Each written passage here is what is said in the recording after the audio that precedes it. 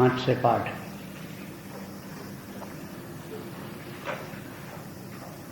यत् सांख्यै प्राप्यते स्थानम् तद् योगैरपगम्यते। एकं सांख्यं च योगं च यः पश्यति स पश्यति। संन्यासस्तु महाबाहो दुःखमाप्तुम् अयोगतः। योगयुक्तो मुनिर्ब्रह्म न चैनाधिगच्छति। योगयुक्तो विशुद्धात्मा विजितात्मा जितेन्द्रियः। सर्वभूतात्मभूतात्मा कुर्वन्नपि न लिप्यते। नैव किञ्चित् करोमीति युक्तो मन्येत तत्त्ववेत्। पश्यन् श्रवणन् स्पृशन् जिघ्रन् अश्नन् गच्छन् स्वपन् श्वसन् प्रलपन् विसृजन् गृह्णन् उन्मिषन् निमिषन्नपि। इन्द्रियाणीन्द्रियार्थेषु वर्तन्त इति धारयन् नैव किञ्चित् करोमीति युक्तो मन्येत तत्त्ववेत्। पश्यन् श्रवणन् स्पृशन् जिघ्रन् अश्नन् गच्छन् स्वपन् श्वसन् प्रलपन् विसृजन् गृह्णन् उन्मिषन् निमिषन्नपि। इन्द्रियाणीन्द्रियार्थेषु वर्तन्त इति धारयन्।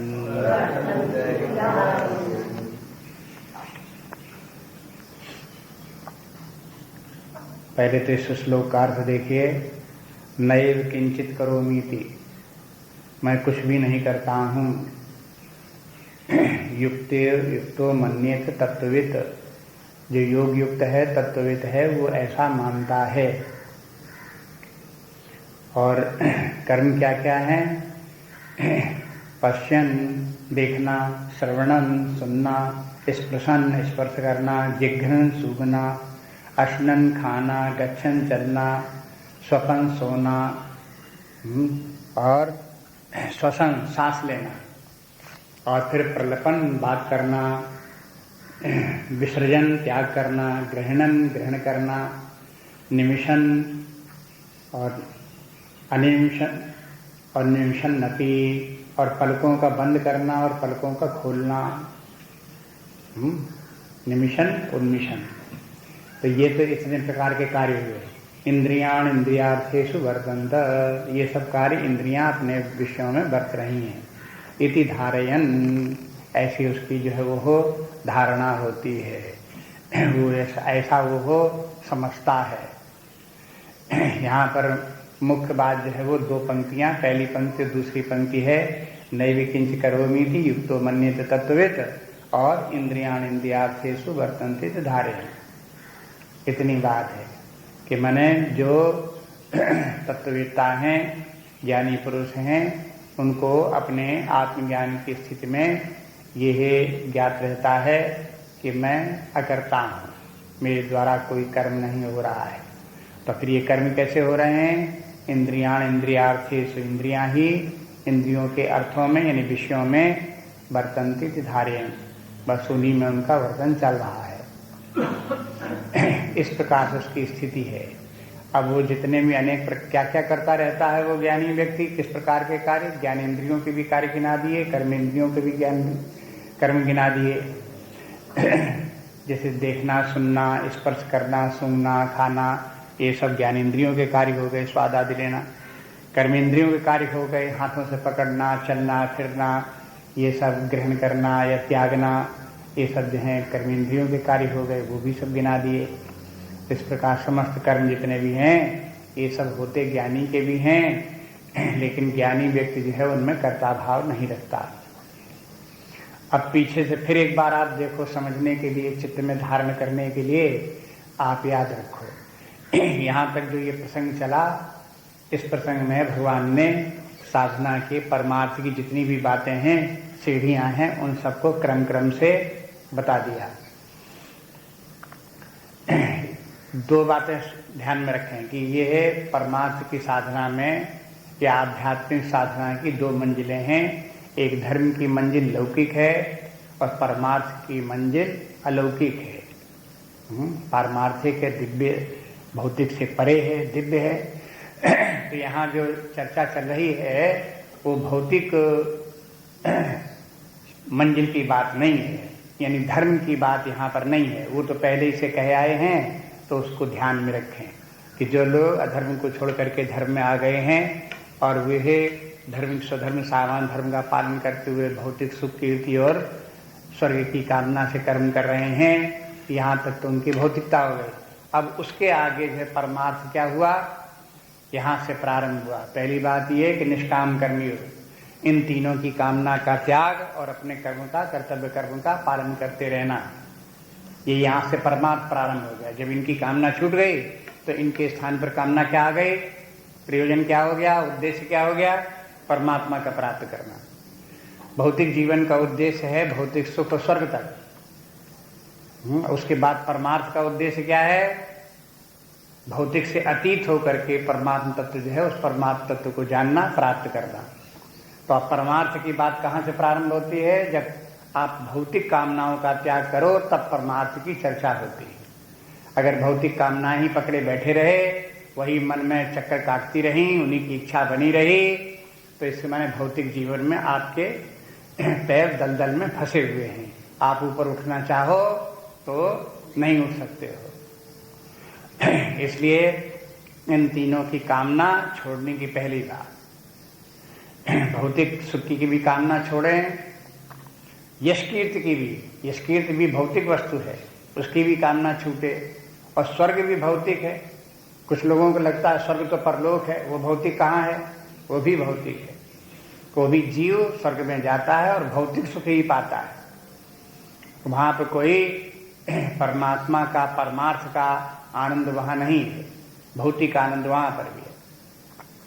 अब यहां से जब इन तीनों, ये सब तीनों नाशवान है, भौतिक हैं, इसके माने तीनों नाशवान है, क्षणिक हैं, पहले सुख देते हैं, बाद में दुख भी देते हैं। ये इनमें जो दोष हैं ये पहले कह आए हैं, इनको स्मरण रखें और स्मरण रख करके इनकी कामना का त्याग करें और इनके स्थान पर परमात्मा के प्राप्ति की कामना करें।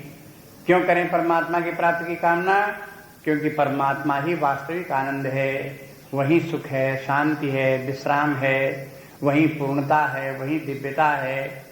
जीवन में जो व्यक्ति वस्तुतः जो चाहता है वो सब वही प्राप्त होने वाला है, इसलिए उसी की कामना करे। उसकी कामना करके फिर परमार्थ की साधना करे। तो अब यहाँ से जब ये करेगा तो निष्काम कर्मयोग हो गया। अब निष्काम कर्मयोग जो है करने से व्यक्ति का चित्त शुद्ध होगा। ये अभी पिछले श्लोक में, 7वें श्लोक में बोल दिया कि जब व्यक्ति का चित्त शुद्ध होगा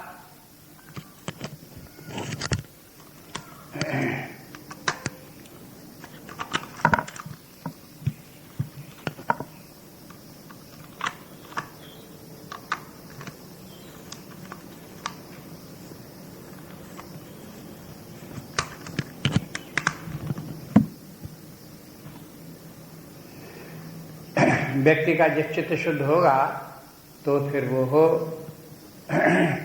आगे की साधना करने में सफलता प्राप्त करेगा। तो यहाँ पर वर्णन इस प्रकार का है कि पहले संक्षेप में शुरू से आखिर तक वर्णन कर देते, फिर बीच बीच की बातें कहते जाते हैं, लेकिन उसको आप अपने ढंग से फिर अरेंज कर लो अपने माइंड में कि पहले ये कर लो कि परमार्थ की साधना प्रारंभ होती निष्काम कर्मयोग से, अथवा विषयों की कामना के त्याग से, उनकी कामना त्याग कर दें। और इससे क्या होगा कि चित्त शुद्ध होगा। 3 बातें बता दें, विशुद्धात्मा, विजितात्मा, जितेंद्रिया। ये तीनों बातें ध्यान रखें। यदि निष्काम कर्मयोग सिद्ध हुआ तो उसमें अपने आप अपने भीतर देख ले कि 3 लक्षण दिखाई देंगे। विशुद्धात्मा के माने हो गया उसका चित्त शुद्ध हो जाएगा, चित्त शुद्ध माने शांत हो गया, संतुलित हो गया। हाँ, कामनाओं के कारण जो विक्षेप उत्पन्न होते थे अब विक्षेप उत्पन्न नहीं होंगे। ये हो गया विशुद्धात्मा। और विजितात्मा के माने क्या हो गया कि उसको अपने ऊपर, अपने मन बुद्धि बाह्य इंद्रियां, अंतर इंद्रियां, इनके ऊपर उसे अधिकार प्राप्त हो गया। अधिकार, नियंत्रण के माने जब वो चाहे तब अपने मन को, इंद्रियों को विषयों में लगावे, जब चाहे तब वहां से हटा ले। ऐसा नहीं कि विषयों के अधीन है, विषय दिखाई देंगे, मिलेंगे तो उनको भोगना ही पड़ेगा, उनकी कामना तो होगी ही होगी, ऐसे नहीं। बल्कि वो स्वतंत्र हो गया और वो हो विषयों, ऐसा नहीं कि विषयों का त्याग कर दे। हाँ, विषयों को तो ग्रहण करता है, लेकिन विषयों के ग्रहण करने में वो स्वतंत्र रहता है, स्वतंत्रता के साथ उन्हें ग्रहण करता है। जब खतरा नहीं है तो उन विषयों को ग्रहण करता है, जहां खतरा दिखाई दिया तहां उनका वो त्याग करने में समर्थ है। ऐसे नहीं कि वो छोड़ नहीं सकता, असंभव दिखाई दे, ऐसे नहीं है। इसलिए उसे कहते हैं विजितात्मा। यहां ये नहीं कहते हैं कि वो सब विषयों का त्याग कर देता है, आंखें बंद कर लेता है, कान में ढट्ठी लगा लेता है, ऐसे नहीं करते। वो उसे सुनाई दिखाई सब देता है, सब कार्य भी करता है, लेकिन वो कहीं भी उनमें उनके अधीन नहीं होता, उनके परवश नहीं होता, स्वतंत्र होकर के उनका प्रयोग करता है। और उतना ही प्रयोग करता है जिससे कि वो उसके ऊपर उनका दूषित प्रभाव ना पड़े। तो इस प्रकार से वो हो गया विजितात्मा, उसे विजय प्राप्त हो गई। और फिर जितेंद्रिय, इंद्रियों पर भी विजय प्राप्त हो गई। जित बने जीत लिए, इंद्रियां भी जीत ली। इंद्रियां भी जब विषयों में जाती हैं तब उनका विषयों में वो नियंत्रण पूर्वक उनका विषयों का प्रयोग करता है, अनियंत्रित होकर के उनका प्रयोग नहीं करता। तो ये हो गया उसका जितेंद्रिय। तो ये जब व्यक्ति को अपने अंदर देखने में आ जाए तो उसे समझ लेना चाहिए कि निष्काम कर्मयोग हमारा सिद्ध हो गया है। निष्काम कर्मयोग के फलस्वरूप ही ये होगा।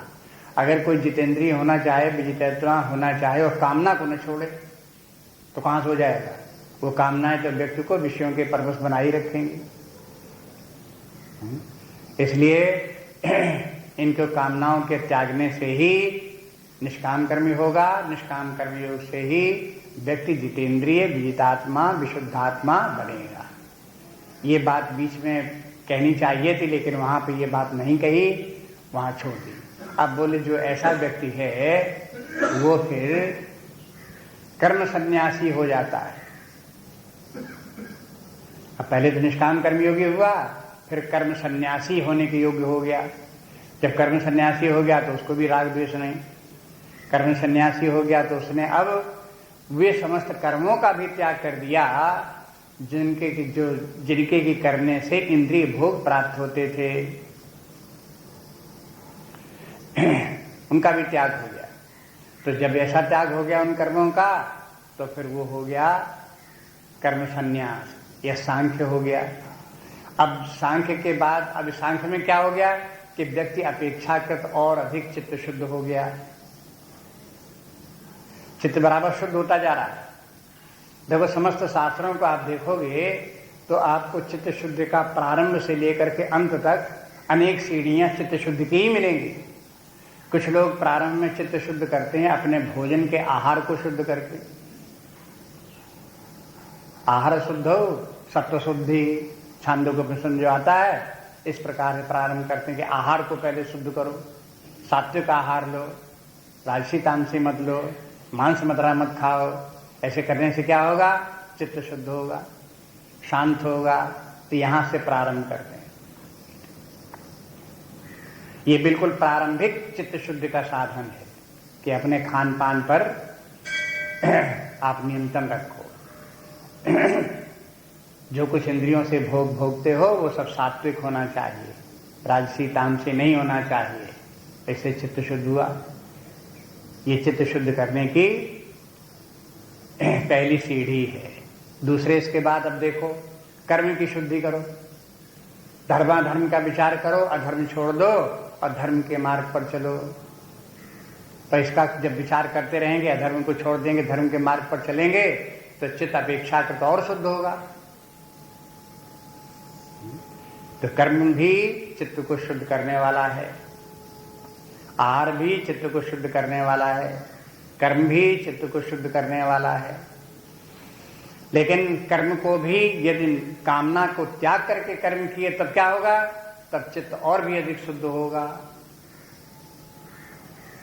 देखो, जो पहले शुद्ध नहीं हो पाया था वो अब शुद्ध होगा। प्रायः कहते ये हैं कि आहार शुद्ध से और कर्म की शुद्ध से तमोगुण दूर हो जाता है, और जब कामना का त्याग करता है तो रजोगुण के कारण जो चित्त की मलिनता विक्षेप आदि हैं वो दूर हो जाते हैं, क्योंकि कामना विक्षेप उत्पन्न करती है। कामना का त्याग कर दिया तो विक्षेप दूर हो गया। तो विक्षेप रूपी जो चित्त शुद्धि में आवश्यकता है, चित्त की शुद्धि में, कि विक्षेप भी नहीं होना चाहिए, मन बुद्धि संतुलित शांत होने चाहिए। तो इसके लिए कामना का त्याग करके निष्काम कर्मयोग करते हैं। निष्काम कर्मयोग के बाद आप कहोगे अब तो बहुत शुद्ध चित्त शुद्ध हो गया, रजोगुण भी दूर हो गया, तो अब बात रह गई सत्वगुण की। अब आ जाओ कर्म संन्यास में। ये कर्म संन्यास व्यक्ति को सत्वगुण से भी आगे जाने के लिए द्वार खोल देगा। और अब व्यक्ति जो है वो मुनि हो सकता है। जिसने कर्म संन्यास किया उसके लिए अभी इस प्रसंग में भगवान ने बोले कि देखो वो मुनि हो सकता है। मुनि हो सकता है कि माने मनन कर सकता है, ध्यान कर सकता है, अपने अंतर जगत में मन बुद्धि को देख करके, मानसिक वृत्तियों को, हृदय की वृत्तियों को देख करके उन वृत्तियों का दृष्टा बन सकता है। वृत्तियों के कितने प्रकार हैं वृत्तियों के, वो सब वो उसमें देख सकता है, पहचान सकता है कि देखो ये मूढ़ वृत्ति है, देखो ये घोर वृत्ति है, देखो ये सौम्य वृत्ति है। ये नाना प्रकार की वृत्तियां जो है अपने अंदर हैं, उन सबको अलग अलग पहचान लेता है। जैसे बाह्य जगत की वस्तुएं दिखाई देती पहचान लिए, जैसे व्यक्तियों को पहचान लिए, तैसे अपने भीतर नाना प्रकार की वृत्तियां हैं वो भी पहचान में आ गए। विजातीय वृत्तियां पहचान ली, सजातीय वृत्तियां पहचान ली, तो अब पहचानने वाला कौन है उसको भी पहचान लिया। हाँ, ये सब कैसे संभव है? मुनि के लिए संभव है। जब ऐसे उसको पहचान लेता है, देख लेता है कि इन सब वृत्तियों का जो दृष्टा है वो दृष्टा कहलाता है, साक्षी कहलाता है। ये साक्षी ही आत्मा है और यही आत्मा ही ब्रह्म है। इसलिए कहते हैं कि देखो अब वो ऐसा करते करते मुनि ही सर्वभूतात्मा भूतात्मा हो जाता है। इस ऊंचाई पर पहुंच गया। उसे लगने लगता है कि जिस चेतना का हम अनुभव कर रहे हैं, जो साक्षी चेतना हमारे अंतःकरण की वृत्तियों का दृष्टा चैतन्य है, वही चैतन्य सबके हृदय में बैठा हुआ सबकी वृत्तियों को प्रकाशित कर रहा है। जैसे जो सूर्य हमारे भवन में प्रकाश कर रहा है, जिस सूर्य के प्रकाश में हम सब लोग एक दूसरे को देख रहे हैं, उसी सूर्य के प्रकाश में कलकत्ते में बैठे हुए लोग अपने कमरे में बैठे हुए एक दूसरे को देख रहे हैं। जो यहाँ प्रकाश है वो वहां प्रकाश है, क्या अलग अलग प्रकाश है? इतनी दूर दूर कैसे एक ही प्रकाश है? तो क्या प्रकाश व्यापक है, सब जगह विद्यमान है, इसलिए उसी प्रकाश में वो सब प्रकाशित हो रहे हैं। ऐसे ही एक ही चैतन्य प्रकाश की तरह से सर्वव्यापी चेतना है। वही चेतना अपने अंदर अपने हृदय में भी व्याप्त है और अपने हृदय की वृत्तियों को प्रकाशित कर रहा है। वही चैतन्य अन्य अन्य व्यक्तियों के स्थिति में होकर के वहां उनको प्रकाशित कर रहा है। ये यहाँ से आत्मज्ञान प्रारंभ हो गया, जहाँ व्यक्ति को अपनी वृत्तियों का साक्षी चैतन्य दिखाई देने लगा, अनुभव में आने लगा ये चेतना हम हैं। और वहाँ उसको अपने ये भी समझ में आ गया कि ये चेतना, इसका कोई आकार नहीं। कोई कहे कि हमें चेतना तो अपनी दिखाई नहीं देती, वृत्तियां तो दिखाई देती हैं, लेकिन जिस चेतना के द्वारा ये वृत्तियां देखी जाती हैं वो चेतना नहीं दिखाई देती है, तो उसका भी कारण है। नहीं दिखाई देती वो सही बात है, किसी को नहीं दिखाई देती है।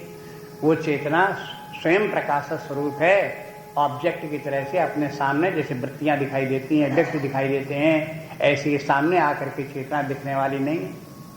वो चेतना तो अपना ही स्वरूप है, अपनी ही सत्ता है, इसलिए नहीं दिखती। दूसरी बात, ये चेतना क्यों नहीं दिखती? क्योंकि इसका कोई आकार नहीं, कोई इसका लिमिटेशन नहीं।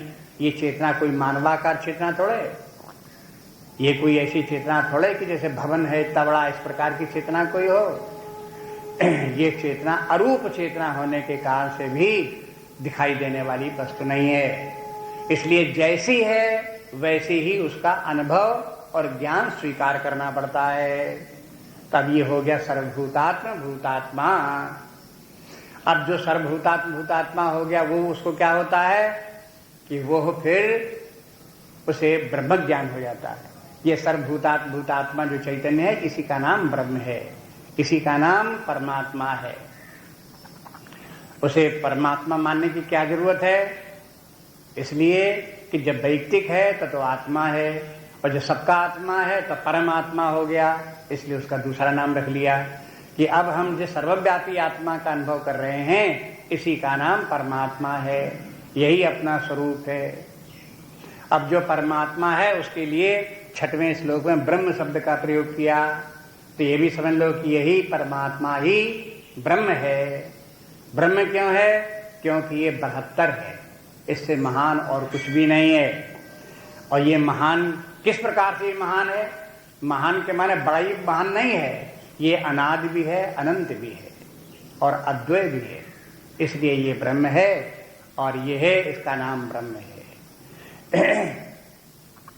इसी से सारे जगत की उत्पत्ति होती है, सारा जगत इसी में स्थित है, सारा जगत इसी में लीन हो जाता है। जब ब्रह्म शब्द का प्रयोग करते हैं तब उसके में भाव ये भी है कि समस्त जगत का अधिष्ठान है, और ये ब्रह्म सत्स्वरूप, चेतना स्वरूप, आनंद स्वरूप। इन दो बातों को ध्यान रखें। ब्रह्म शब्द तुरंत याद आते ही, शब्द आते ही ये दो बातें याद आनी चाहिए। ये ब्रह्म का ही अधिष्ठान ये सारा जगत है, उसी से जगत की उत्पत्ति, उसी में जगत स्थित, उसी में जगत लीन होने वाला। जैसे समुद्र में तरंगें हैं, तरंगें समुद्र में पानी से उत्पन्न होती, उसी में स्थित रहती, उसी में लीन होती, ऐसे करके ये है सारा जगत परमात्मा पर आश्रित है। और परमात्मा स्वयं कैसा है? सत्स्वरूप है। सत्य को नित्य विद्यमान है, उसका कभी अभाव नहीं होता, सत्स्वरूप है, चेतना स्वरूप है, आनंद स्वरूप है। ये इतनी बात है। अब कहते हैं कि जिसको इस ब्रह्म का ज्ञान हो गया, तो ब्रह्म का ज्ञान फिर बोलते हैं ज्यादा विश्लेषण करने के लिए कि देखो ये ब्रह्म का ज्ञान दो प्रकार का है, एक परोक्ष है, एक अपरोक्ष है। परोक्ष के माने अब जैसे हम लोग सुन रहे हैं, शास्त्र का अध्ययन कर रहे हैं, तो ब्रह्म तक पहुंच गए, ब्रह्म का ज्ञान भी हो गया, ब्रह्म सच्चिदानंद स्वरूप मालूम हो गया, सारे जगत का कारण मालूम हो गया, तो ब्रह्म ज्ञान हो गया। लेकिन ये ब्रह्म ज्ञान परोक्ष ज्ञान है, क्योंकि वो ब्रह्म अभी हमारे अनुभव में नहीं आ रहा है, वैसा हमने अभी देखा नहीं। जिस समय कि हम, जैसा कि शास्त्र में कहा गया, ऋषियों मुनियों ने अपने अनुभव के द्वारा जैसा वर्णन किया, वो वर्णन के अनुसार ही वो ब्रह्म हमें अपने आप, हमें भी अनुभव में आ जाए, हम भी उसको समझ जाए, पहचान जाए, देख लें, अनुभव कर लें, हाँ, तो फिर वो ज्ञान अपरोक्ष ज्ञान हो गया। जब अपरोक्ष ज्ञान हो गया माने डायरेक्ट नॉलेज, ऐसे अंग्रेजी में समझ लो। जब परोक्ष ज्ञान के माने इनडायरेक्ट नॉलेज, अपरोक्ष ज्ञान के माने डायरेक्ट नॉलेज, माने हमारा अपना ज्ञान बन गया, किसी का सुना हुआ नहीं, शास्त्र का ज्ञान नहीं, हम अपने अनुभव से अपने आप जो बात देख रहे हैं, जान रहे हैं, अनुभव कर रहे हैं, वो बता रहे हैं, तो ये अपरोक्ष ज्ञान हो गया। तो जब अपरोक्ष ज्ञान हो गया तो उसका फिर बताते हैं उसके आगे अब क्या हुआ, तो कहते हैं ये अपरोक्ष ज्ञान समस्त कर्म बंधनों को विनष्ट कर देता है। उसका प्रभाव माने जहां व्यक्ति को ये ब्रह्म ज्ञान हुआ, आत्मा ब्रह्म की एकता का पता चला, तो ये सब जितने भी ये वासनाएं हैं, ये वासनाएं कर्म के रूप में, कर्म का ही संचित रूप ये जो वासनाएं हैं, ये सब समाप्त हो जाते हैं। अब बात आती है कि अब इस श्लोक में कहते कुर्वन् अपि न लिप्यते, हाँ, ये 7वें श्लोक में जो बोली, ये अंतिम बात बोल दी कि माने आप ब्रह्म ज्ञान होने के बाद में अपरोक्ष ज्ञान प्राप्त होने पर व्यक्ति के ज्ञान की अग्नि में समस्त संचित कर्म जल करके भस्म हो जाते हैं। प्रारब्ध शेष रहता है, वो भी व्यक्ति को दुख नहीं देता। प्रारब्ध भी चलता है, लेकिन उस प्रारब्ध के ज्ञानी व्यक्ति प्रारब्ध के वशीभूत नहीं होता, स्वतंत्र होकर के प्रारब्ध का भोग करता है। इस प्रकार से वो समस्त कर्मों से छुटकारा पा जाता है। अब जहां इन कर्मों के विस्तार की बात आएगी वहां देख लेंगे, लेकिन एक क्रम बराबर शुरू से आखिर तक ये याद रखो कि परमार्थ की साधना कहां से प्रारंभ होती है और किस प्रकार से आगे बढ़ती हुई आत्मज्ञान होती हुई, सर्वात्म भाव को प्राप्त कराती हुई, ब्रह्म ज्ञान कराती हुई, समस्त कर्म के बंधनों से छुटकारा करके व्यक्ति को जीवन मुक्त बना देती है, विदेह मुक्त बना देती है। इस प्रकार से उसकी अवस्था हो जाती है और ये पूर्णावस्था है। इस लक्ष्य को प्राप्त करने के लिए यह साधनाएं की जाती हैं। अब ऐसा व्यक्ति जो कि आत्मज्ञानी है, ब्रह्मज्ञानी है, अब उसकी चर्चा करते हैं यहां पर एक बार, और उसके बाद फिर निष्काम कर्मयोग की जो बातें छूट गई थी, एक बार फिर भगवान अगले श्लोकों से उनको बताना फिर प्रारंभ करेंगे। तो ये शास्त्र का ये क्रम है कि एक बार देखो, इतने श्लोकों में एक बार सब बात आ गई, अब उसमें जहां जहां उनके विस्तार की आवश्यकता होगी वो विस्तार फिर आगे करते जाएंगे। आगे के श्लोकों में जो बात छूट गई होगी उसका विस्तार फिर और आगे कर देंगे। इस प्रकार से आप देखते जाइए। तो इतना एक संपूर्ण ज्ञान, एक ऐसा कहना चाहिए कि विहंगम दृष्टि समस्त पारमार्थिक साधना के ऊपर हो गई। इसे विहंगम दृष्टि कह सकते हैं या आउटलाइन कह सकते हैं। सबकी जो आउटलाइन है उसकी शक्ति सबका एक साथ भगवान ने इतने श्लोकों में बता दी। अब यहाँ पे ये कहते हैं नैव किंचित करोमि थी। करोमि, करोमि के माने क्या है? करता हूं। करता हूं के माने मैं करता हूं, और नैव किंचित करोमि थी कि मैं कुछ नहीं करता हूं। तो अब देखो ये मैं की बात कहां से आ गई। अब यहां इस प्रकार से नहीं बोलते हैं कि जो ज्ञानी व्यक्ति हो गया है वो ज्ञानी व्यक्ति अपने आप को अकर्ता देखता है। हाँ? ये थर्ड फॉर्म में हुआ। आप तो जानते first form, second form, third form होता कि नहीं होता है? हाँ? उत्तम पुरुष, मध्यम पुरुष, अन्य पुरुष होता कि नहीं होता है? भाई थोड़ी सी भाषा जाननी पड़ेगी, भूल जाओ तो कैसे काम चलेगा। इसलिए अन्य पुरुष में तो ये कहेंगे कि वो ज्ञानी व्यक्ति फिर कुछ कर्म नहीं करता है। लेकिन प्रथम पुरुष में कैसे कहेंगे? फर्स्ट पर्सन में है कि मैं कुछ भी नहीं करता हूं। तो ये अपरोक्ष ज्ञान का लक्षण है। जब व्यक्ति कहता है कि मैं उस अवस्था को प्राप्त हो गया हूं, मुझे वो अनुभव हो रहा है जहां पर कि मैं कुछ भी नहीं करता हूं। तो ये हर किसी को ये अवस्था प्राप्त नहीं होती।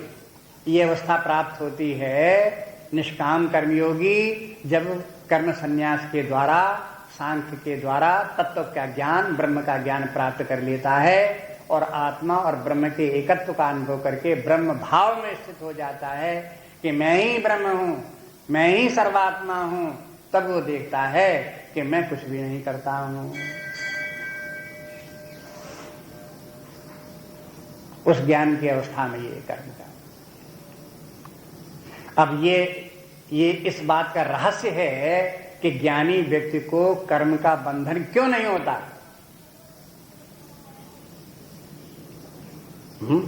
उसी प्रश्न का उत्तर है।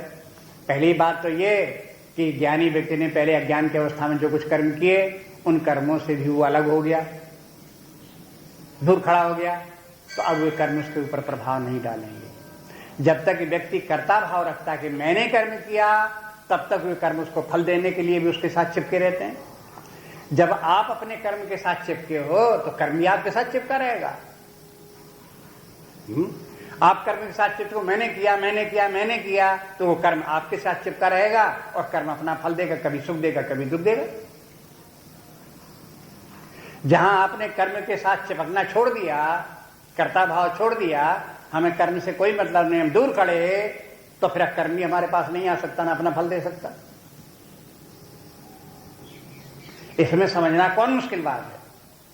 कोई लौकिक व्यवहार में आप देख लो, कहीं भी आप कहीं परिवार में देख लो, कहीं किसी व्यक्ति के साथ में देख लो, जिस व्यक्ति के साथ आप चिपके रहोगे वो व्यक्ति सुख दुख भी देगा।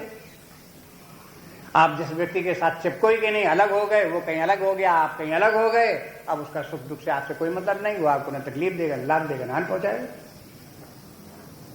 रंग चिकित्सा हो जाएगा। ऐसे ही कर्म की बात भी है। तो ये कर्म के बंधन से छूटने की बात, ये उसके पीछे रहस्य ये है। इस प्रकार से ऐसा नहीं कि अपने आप कर्म छूट जाता है, वो तो व्यक्ति साधना कर रहा,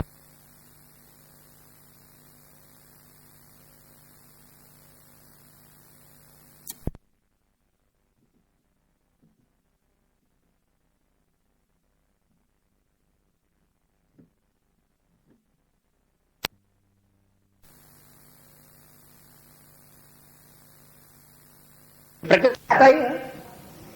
जैसे बाह्य जगत की प्रकृति है, तैसे आंतरिक जगत की प्रकृति है। जैसे बाह्य जगत की प्रकृति के अपने नियम हैं, उसी प्रकार से आंतरिक जगत की प्रकृति के अपने नियम हैं। उन नियमों से वो कार्य करेगा। उन नियमों का आप उपयोग में लाओगे तो वो आपका कल्याण होगा। उन नियमों को आप भूल जाओगे तो वही नियम, गलती करोगे तो वही फिर आप कष्ट भी दे सकते हैं। यही बिजली, अगर आप इसको सावधानी से, समझदारी से, ज्ञान से उपयोग करोगे तो आपको प्रकाश देगी, पंखे चलाएगी, हवा देगी, हीटर चलाएगी, कूलर चलाएगी, आपकी हजार सेवा करेगी। लेकिन इस बिजली को अगर आप नहीं समझोगे, अज्ञानी रहे, दुरुपयोग करोगे, उसी में जाकर के बिजली में आप अपनी उंगली फंसा दोगे तो ये बिजली क्या करेगी? आपकी जान ले लेगी।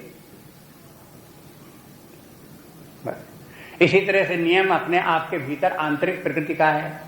यही आपकी आंतरिक प्रकृति आपको मुक्त करके परमात्मा तक पहुंचा सकती है।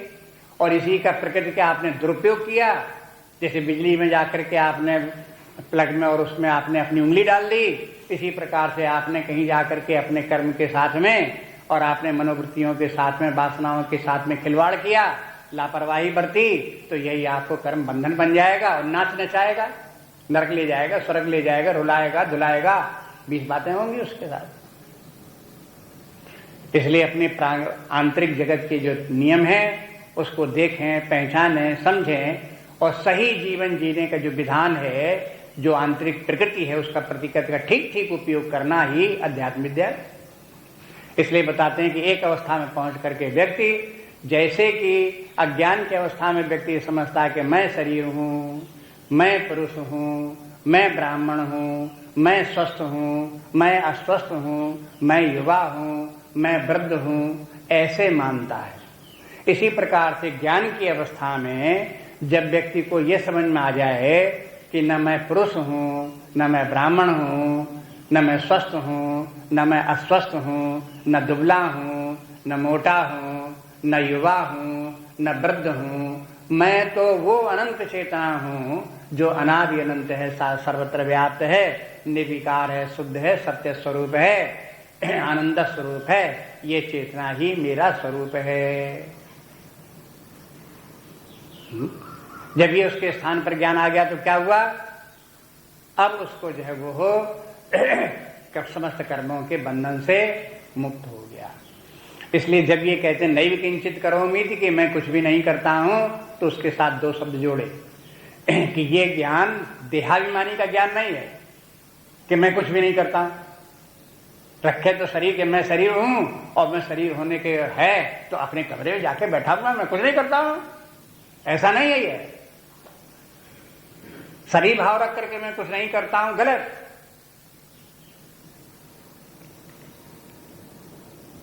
ये तो हो गया उल्टा रास्ता, विपरीत रास्ता। सही समझ ये है कि शरीर को काम करने दो, इंद्रियों को काम करने दो, अपने यहां पर न शरीर का काम रोकना है, न कर्मेंद्रियों का काम रोकना है, न प्राण का रोकना है, न मन बुद्धि का काम रोकना है, अपने आत्मभाव में स्थित रहना है और आत्मा का लक्षण ही करता है, उस लक्षण को अपने आप देखना है, अनुभव करना है, बस। इसलिए जब ये कहते हैं नैव किंचित करोमीति, तो मैं के माने यहाँ आत्मा है, वहां पर ये परमात्मा है, उसमें स्थित होकर के व्यक्ति अनुभव करता है कि मैं कुछ नहीं करता हूं, लेकिन उसके साथ साथ कर्म भी हो रहे हैं। इंद्रियाण इंद्रियार्थेषु वर्तन्ति, ये इंद्रियां जो है ज्ञान इंद्रियां कर्म इंद्रियां अर्थेषु वर्तन्ति, मैंने शब्द स्पर्श रूप से उसके अर्थ है ये। तो ये पंक्ति है ये इंद्रियाणी, तो इंद्रियाणी कह दिया बहुवचन में, तो दोनों इंद्रियां आ गई, ज्ञान इंद्रियां कर्म इंद्रियां दोनों आ गई। और फिर इंद्रियार्थेषु, ये इंद्रियों के अर्थ हैं, जिनको विषय भी कहते हैं, सेंस ऑब्जेक्ट्स कहते हैं, इनमें जो है इंद्रियां बरतती हैं। जैसे कानों से शब्द सुना जाता है, तो कान शब्द के विषय में बर्तन कर रहा है, मैंने व्यवहार कर रहा है। शब्द जो है कान में पहुंच रहे हैं, कान शब्द को ग्रहण कर रहा है, कानों से शब्द सुनाई दे रहे हैं, ये कर्मेंद्रिय का विषय के साथ व्यवहार है, उसका वर्तन है। हाँ? तो ये इस प्रकार से ये है जीवन में, ये सब मन बुद्धि का कार्य, इंद्रियों का कार्य संसार में चलता रहता है, और ये चलते रहना चाहिए। भगवान ने बता दिया कि देखो इतने प्रकार के कर्म इंद्रियों ज्ञान इंद्रियों के जितने प्रकार के कार्य हैं, बहुत से ज्ञान गिना दिए, लेकिन भगवान ने केवल 5 ज्ञान इंद्रियां 5 कर्म इंद्रियों तक ही उन कर्मों को बांध करके नहीं रखा। ये भी प्राणों के कर्म हैं, और भी जैसे पलकें बंद होना खुलना, ये प्राण की क्रिया है, किसी कर्मेंद्रिय की क्रिया नहीं है, किसी ज्ञानेन्द्रिय की क्रिया नहीं है, पलकें झपक रही हैं। अगर कोई लेट गया सो गया, तो सो जाना किस इंद्रिय की क्रिया है? अब देखो 5-10 इंद्रियों में से किसी की नहीं है, लेकिन व्यक्ति जो है वो मन उस समय उसका विलीन होने लगता है, तो ये मानसिक क्रिया है। जब व्यक्ति सोने लगता है तो कुछ क्रियाएं बाह्य इंद्रियों की क्रियाएं हैं, कुछ मन की क्रियाएं हैं, कुछ बुद्धि की क्रियाएं हैं। तो ये सब जितने भी प्रकार की क्रियाएं हैं, उनका सबका उल्लेख करने के लिए भगवान ने इतनी क्रियाएं तमाम गिना दी 2 पंक्तियों में। ये दोनों पंक्तियों में जितने भी शब्द हैं, वो शब्द की संधि कर दी। पाठ करना मुश्किल पड़ता है उनका, लेकिन सब क्रियाएं क्रियाएं। पश्चिम देखता है, ज्ञानी व्यक्ति भी देखता है कि सब पेड़ पौधे खड़े हुए हैं, इतने लोग हैं, इतने सब बैठे हुए हैं। अब कहते ज्ञानी पुरुष को देखते ही नहीं, तो कैसे कह देगा? कुछ लोगों की धारणा अपने मन से समाज में, जैसे कि भगवान ने पहले बोला था कि र्यूमर फैलाते रहते हैं लोग, ऐसे ऐसे प्रकार से अपने मन गढ़ंत बातें जो है वो समाज में लोग बोलते थे। कह रहे भाई वो तो ज्ञानी व्यक्ति है, ज्ञानी व्यक्ति कुछ नहीं करता है। इसलिए जब वो व्यक्ति सब काम धाम छोड़ करके बैठ जाए और कुछ न करें, तो कहें कि वो ज्ञानी व्यक्ति है। कभी कभी व्यक्ति से पूछो कि भाई तुम आजकल क्या करते हो? कि आजकल अब कुछ नहीं करते हैं, बस अब तो आजकल विश्राम में, काम सब खत्म। अब हमारी ज्ञान की अवस्था आ गई है, ज्ञानी होने के कारण सारे काम हमने बंद कर दिए हैं। तो ये भ्रांति है। कर्म के छोड़ देने से कोई ज्ञानी नहीं होता, बल्कि जिसने कर्म छोड़ करके ज्ञानी बनने की कोशिश की, उसने पाखंड किया, स्वयं गलती की और दूसरे लोगों को गलत सुझाया, दिखाया। एक गलत उदाहरण लोगों के समाज के सामने प्रस्तुत किया कि मैं कुछ नहीं करता हूं। इसलिए व्यक्ति को, ज्ञानी व्यक्ति तो और भी अधिक कर्म करता है। संसारी व्यक्ति तो केवल अपने स्वार्थ भर के लिए थोड़ा थोड़ा कार्य करते हैं, लेकिन ज्ञानी व्यक्ति को सारे लोक के लिए कार्य करना होता है और आगे आने वाले तमाम काल के लिए कार्य करना होता है। इसलिए उसका कार्य तो बड़ा महान होता है, बड़ा दूरगामी परिणाम वाला होता है। इसलिए ऐसा नहीं कि ज्ञानी व्यक्ति कार्य नहीं करता, लेकिन अज्ञानी व्यक्ति अपने स्वार्थ के छोटे छोटे कामों में फंस करके बंधन में पड़ता और दुखी होता है। लेकिन ज्ञानी व्यक्ति इतने महान कार्य करते हुए भी उन कर्मों के प्रभाव से प्रभावित होकर के बंधन में नहीं पड़ता, दुखी कभी नहीं। एक संत कहते हैं कि देखो ये ज्ञानी व्यक्ति, एक तो वो जो कार्य कर रहा है वो अपनी जो क्षमता योग्यता के अनुसार लोक कल्याण के लिए जो कार्य कर रहा है, उस कार्य को वो करता है और उसके फल को नहीं देखता कि इसका फल स्वरूप हमको ये प्राप्त हो जाएगा, वो प्राप्त हो जाएगा। क्योंकि जो कुछ प्राप्त होना है वो पहले ही प्राप्त है, आत्मा स्वरूप ब्रह्म स्वरूप पहले ही है। इसलिए वो सब उसको प्राप्त करने के लिए अपने कार्यों के फलस्वरूप कुछ भी प्राप्त करने की कामना रहती ही नहीं। दूसरी बात, उसे इस बात की भी चिंता नहीं रहती कि जो हम कार्य कर रहे हैं ये कार्य पूरा ही हो जाए। कार्य न पूरा हो तो क्या, पूरा होना होगा तो आगे दूसरी पीढ़ी आएगी उसे पूरा कर लेगी, तीसरी पीढ़ी आएगी वो उसे पूरा कर लेगी। हमको क्या करना, हमारे द्वारा जहां तक ये काम चलना है तहां तक चलेगा, बाकी छुट्टी। आप कहोगे कि देखो यहां तक काम किया, आगे काम नहीं किया, अधूरा काम जोड़ दिया। अरे अधूरा काम को, ज्ञानी व्यक्ति को अधूरे पूरे से क्या मतलब।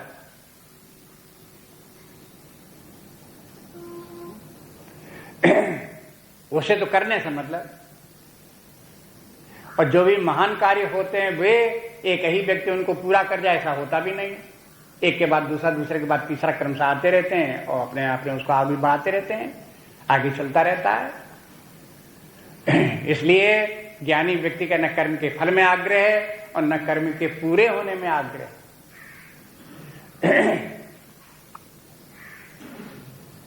और न इसी बात का आग्रह कि ये कर्म चलता ही रहे, मैं करता ही रहूं। हाँ, अगर बीच में कोई बाधा पड़ जाती, कर्म नहीं हो पाता है, नहीं हो पाता तो भी कोई बात नहीं। अब दूसरे कहेंगे बड़े ज्ञानी बनते थे, बड़ी भारी बीड़ा उठाया था, अब देखो उनका काम ठप पड़ा हुआ है, आगे हो ही नहीं रहा है, तो अज्ञानी लोग ऐसे बोलते रहेंगे। लेकिन ज्ञानी व्यक्ति से कोई मतलब नहीं, उसको जहां तक चला तहां तक चला, चला नहीं चला न चले, उसके लिए वो कोई कर्म जो है उसके सिर का बोझ थोड़ा है।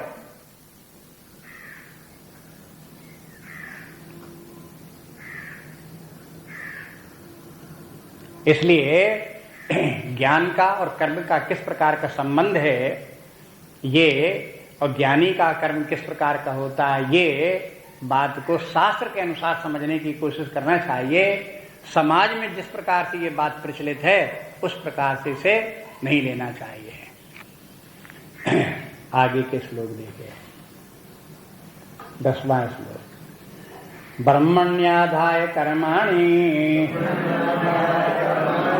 संगम त्यक्त्वा करोति यः लिप्यतेन स पापेन पद्मपत्रैव अम्बसा। ब्रह्मण्याधाय कर्माणि संगम त्यक्त्वा करोति यः लिप्यतेन स पापेन पद्मपत्रमिव अम्बसा। इस श्लोक को देख लिए। ब्रह्मण्याधाय कर्माणि, ब्रह्म में आधाय स्थापित करके, कर्माणि करोति यः, जो व्यक्ति कर्म करता है।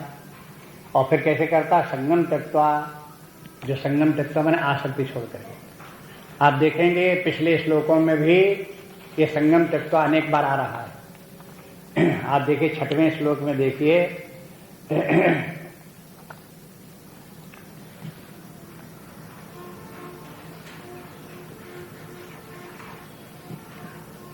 योग युक्ता जो व्यक्ति है, 6वें व्यक्ति में योग युक्ता, 7वें श्लोक में फिर योग युक्ता।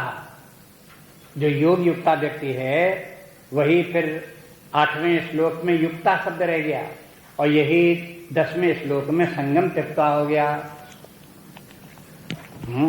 इसके माने है जो निष्काम कर्मी योगी है वो योगी है, योग युक्त है, और योग युक्त होने का लक्षण ये है कि वो अनासक्त है।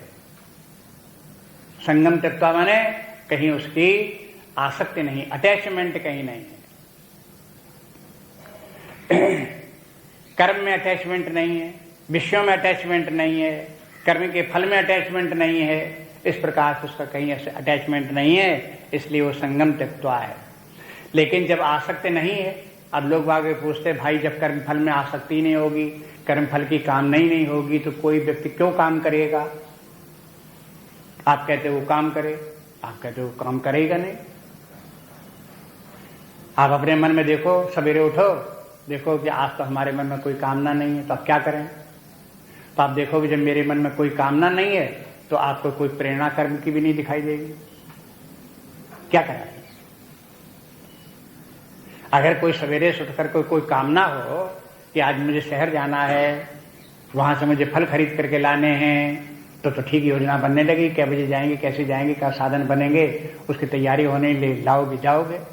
लेकिन अगर आपके मन में इस प्रकार की कोई कामना की स्फुरणा न हो तो काम करो कैसे करोगे? तो ये एक तर्क है लोगों का देते हैं कि इस प्रकार होता, बिना कामना के कोई कर्म नहीं हो सकता। लेकिन शास्त्र ये कहते हैं कि बिना कामना के जो कर्म किए जाते हैं हो सकते हैं और वही कर्म श्रेष्ठ होते हैं।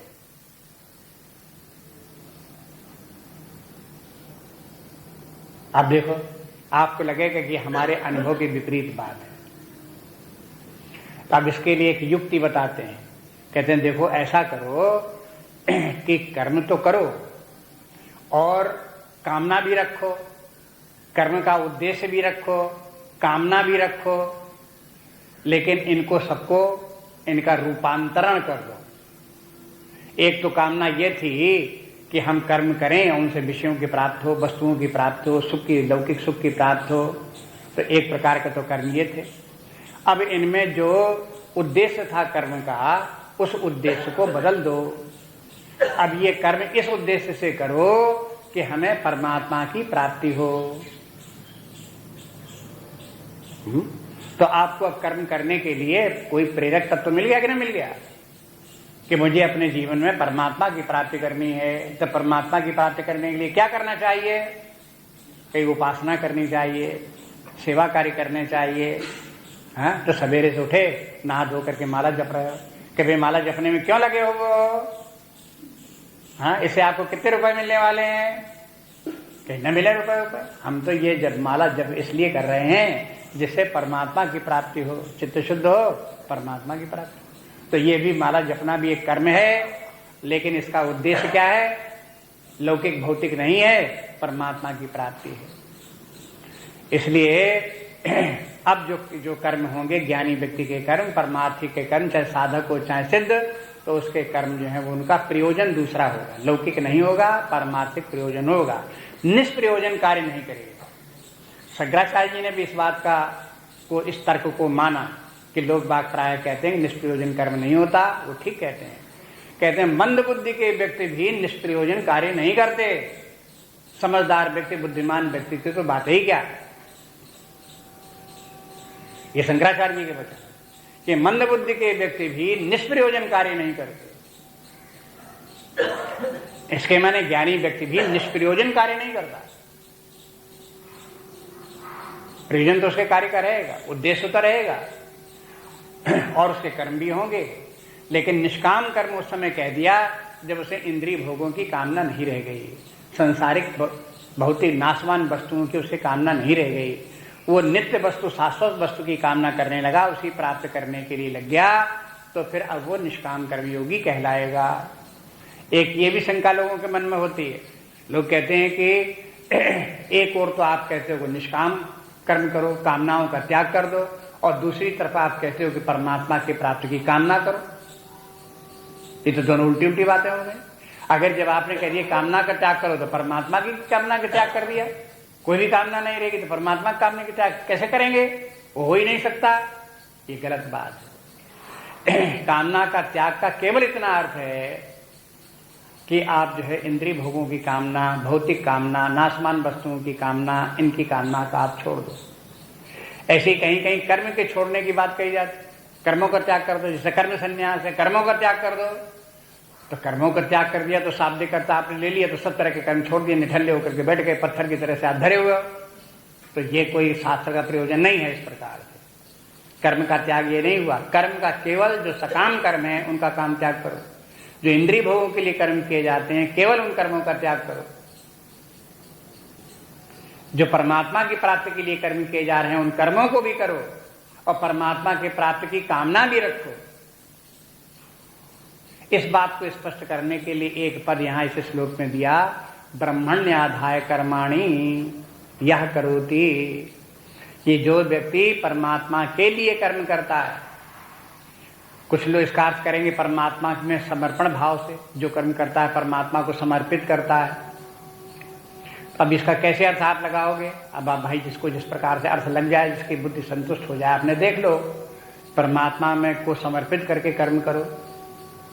एक विचार ये भी है कि परमात्मा के समर्पित के माने हर व्यक्ति के कर्म कहीं न कहीं समर्पित होते हैं। एक दफ्तर में काम करने वाले व्यक्ति से लोगों की बहस हो रही थी, कही कि भाई आपको इतना वेतन वैसे ही मिलता है और आप जो है ये ऊपर की आमदनी के पीछे पड़े रहते हो, ये तो पाप कर्म है, ऐसा क्यों करते हो तुम? उसने क्या कहा कि भाई बच्चों के लिए सब कुछ करना पड़ता है। तो व्यक्ति कहां समर्पित है? उसके कर्म कहां समर्पित हैं? साफ दिखाई देता है कि बच्चों के लिए, परिवार के लिए, बच्चों के माने उसके पत्नी परिवार जो कुछ है उसके लिए उसके कर्म समर्पित हैं। उसी के लिए वो ऊपरी आमदनी, घूसखोरी के पैसे वो ले रहा है। उसे अपने लिए नहीं चाहिए। अपने लिए तो वेतन इतना मिलता कि अपना खा पी सकता, सब कुछ कर सकता है, लेकिन पत्नी को, पुत्रों को तो कारें भी चाहिए, बंगले भी चाहिए। उनकी तो इतने वेतन से पूर्ति नहीं होगी, तो उनके लिए फिर ऊपरी आमदनी करके उनको करना पड़ेगा।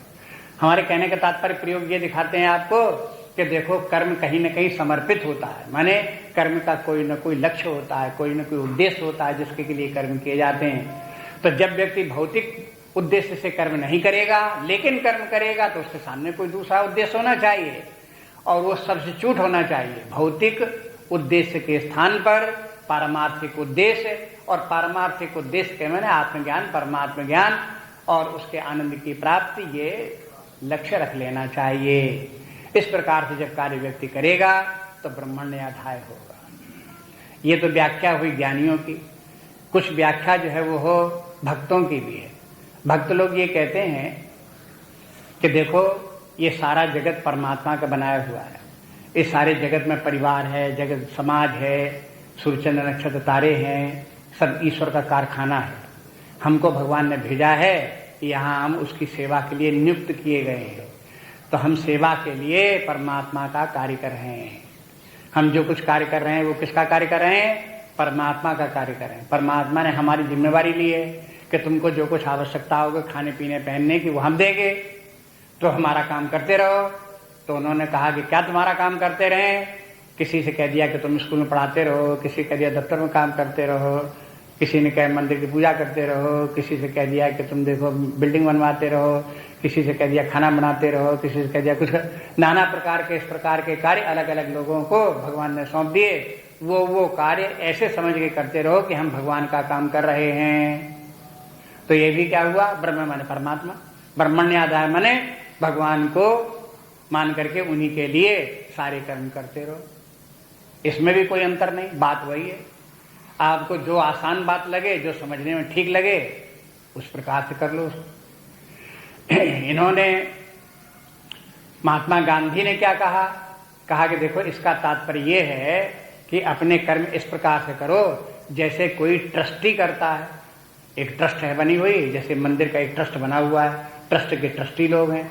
अब इस मंदिर की व्यवस्था का इंतजाम वो कर रहे हैं, देख रहे हैं, तो ये तो जानते हैं कि ये मंदिर मेरा नहीं है, इस ट्रस्ट का जितना पैसा वो भी मेरा नहीं है, मैं तो ट्रस्टी बना दिया गया हूं इसका इंतजाम करने के लिए।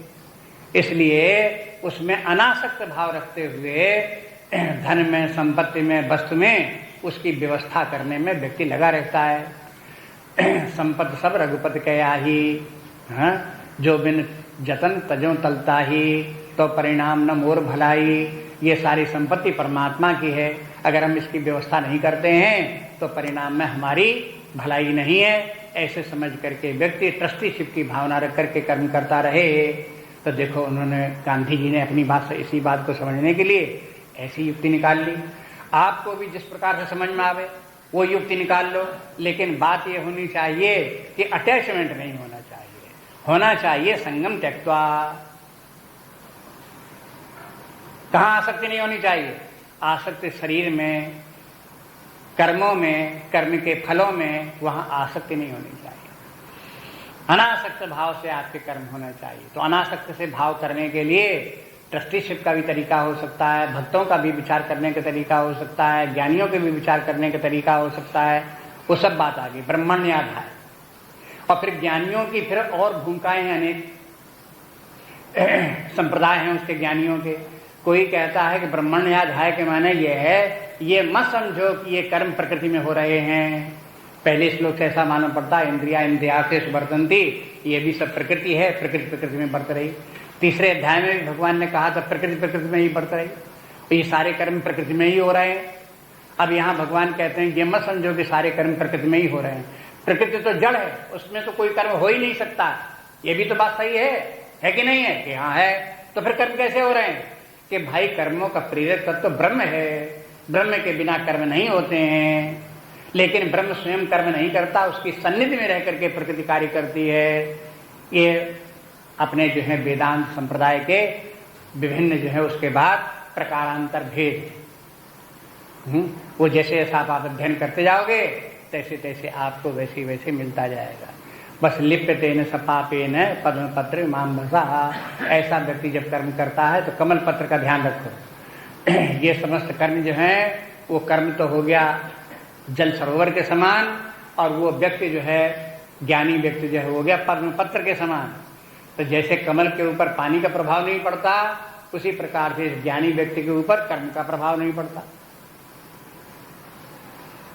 कहीं कहीं संसार सागर बोल देते हैं कि देखो इस संसार सागर में कमल पत्र के समान रहो, तो ये यहाँ पर बोल दिया कि ये कर्म सागर समझ लो। तो जो कर्म सागर है वही संसार सागर है, कोई अलग अलग नहीं है, दोनों एक ही बात है। कर्म सागर ही संसार सागर बन जाता है। अब संसार में और कर्म में क्या संबंध है? इन दोनों का रूप क्या है? जहां व्यक्ति जो है वो हो आसक्तियां हो गई, कर्ता भाव भोक्ता भाव हो गया, तहां वो संसार में आ गया।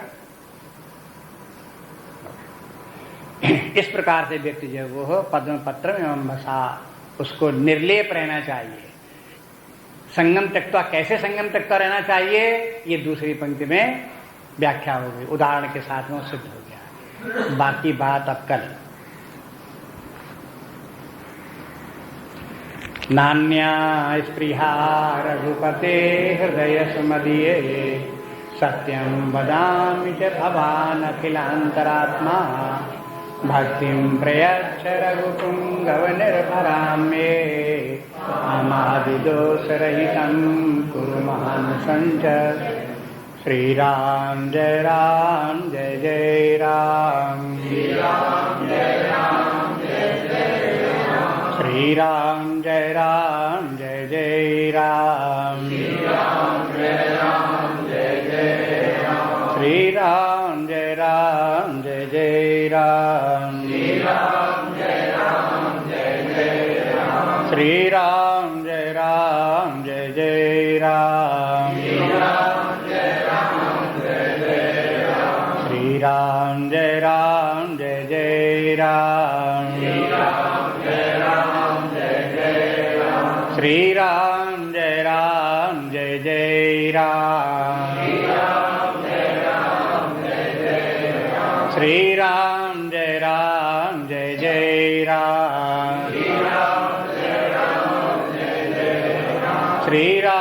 जय जय राम, श्री राम जय जय राम, श्री राम जय जय राम, श्री राम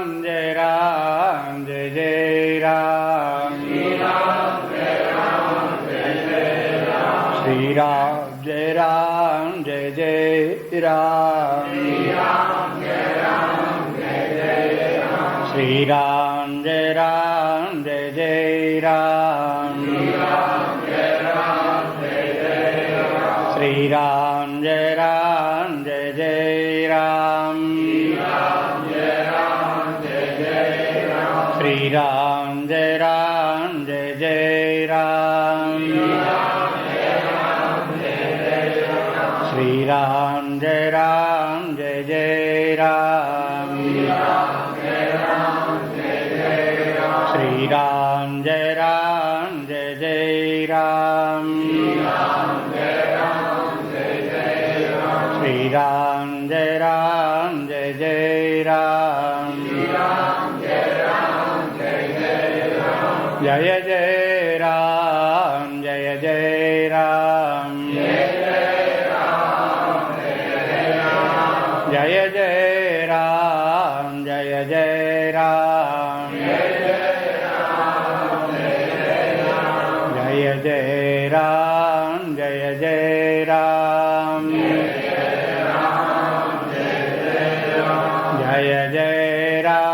जय जय राम।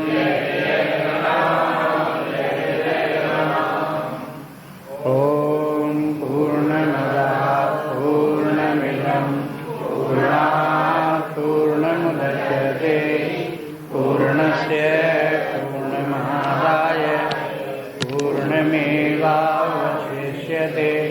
ओम शांति शांति शांति। हरि ओम। श्री गुरुभ्यो नमः। हरि ओम।